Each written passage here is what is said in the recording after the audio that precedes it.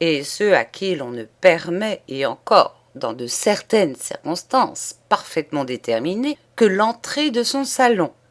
Il y avait aussi ceux chez qui l'on ne peut dîner et qu'on ne doit pas recevoir chez soi, et ceux que l'on peut recevoir chez soi et chez qui l'on ne peut dîner, ceux que l'on peut recevoir à déjeuner et jamais à dîner, et ceux chez qui l'on peut dîner à la campagne et jamais à Paris, etc.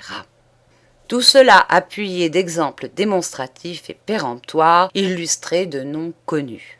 La nuance, disait le vicomte Laïret, sportman, clubman, joueur et tricheur.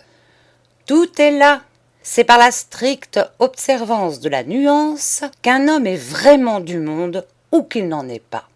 Jamais, je crois, je n'ai entendu des choses si tristes. En les écoutant, j'avais véritablement pitié de ces malheureux. Charigot ne mangeait point, ne buvait point, ne disait rien. Bien qu'il ne fût guère à la conversation, il en sentait tout de même comme un poids sur son crâne, la sottise énorme et sinistre.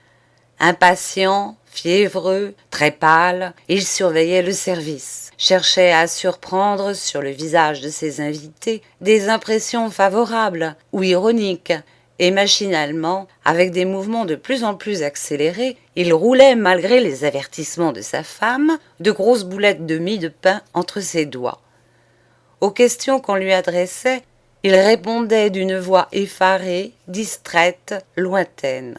« Certainement, certainement, certainement !» En face de lui, très raide dans sa robe verte, où rutilaient des perles d'acier vert, d'un éclat phosphorique, une aigrette de plumes rouges dans les cheveux, Madame Charigot se penchait à la droite, se penchait à gauche, et souriait, sans jamais une parole, d'un sourire si éternellement immobile qu'il semblait peint sur ses lèvres.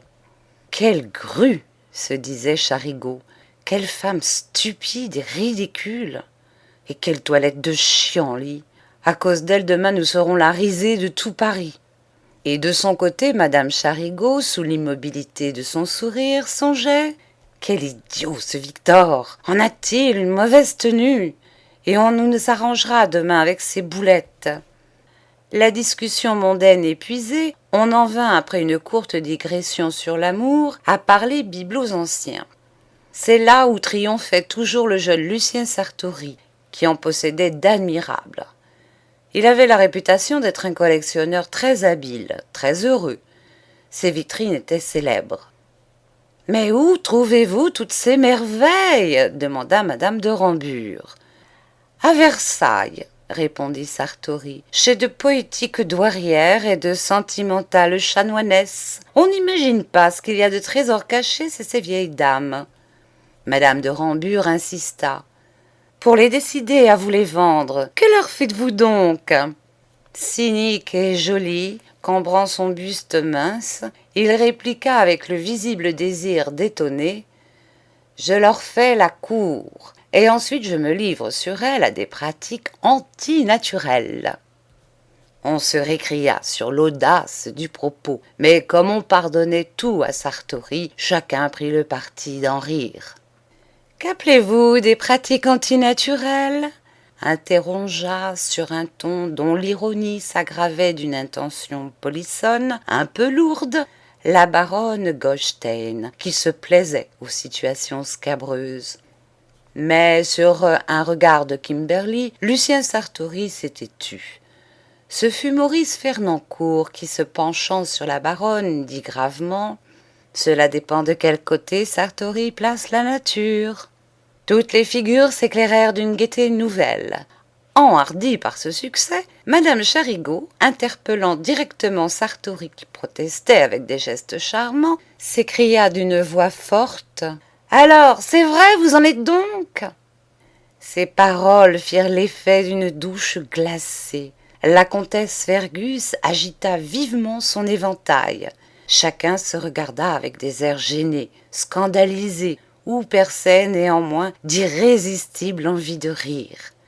Les deux poings sur la table, les lèvres serrées, plus pâle avec une sueur au front, Charigot roulait avec fureur des boulettes de mie de peints et des yeux comiquement hagards. Je ne sais ce qui fût arrivé si Kimberly, profitant de ce moment difficile et de ce dangereux silence, n'avait raconté son dernier voyage à Londres.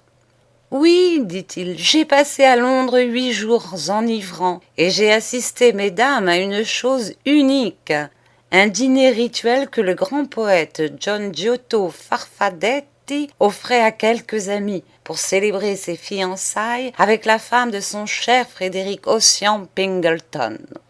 Ce dut être exquis, minauda la comtesse Fergus. Vous n'imaginez pas, répondit Kimberly, dont le regard, les gestes et même l'orchidée qui fleurissait la boutonnière de son habit exprimèrent la plus ardente extase. Et il continua. Figurez-vous, ma chère amie, dans une grande salle que décorent sur les murs bleus, à peine bleus, des pans blancs et des pans d'or. Figurez-vous une table de jade, d'un ovale inconcevable et délicieux. Sur la table, quelques coupes où s'harmonisent des bonbons jaunes et des bonbons mauves, et au milieu, une vasque de cristal rose remplie de confiture Canaque, et rien de plus. À tour de rôle, drapés en de longues robes blanches, nous passions lentement devant la table et nous prenions à la pointe de nos couteaux d'or un peu de ces confitures mystérieuses que nous portions ensuite à nos lèvres. Et rien de plus. « Oh, je trouve ça émouvant, soupira la comtesse, tellement émouvant.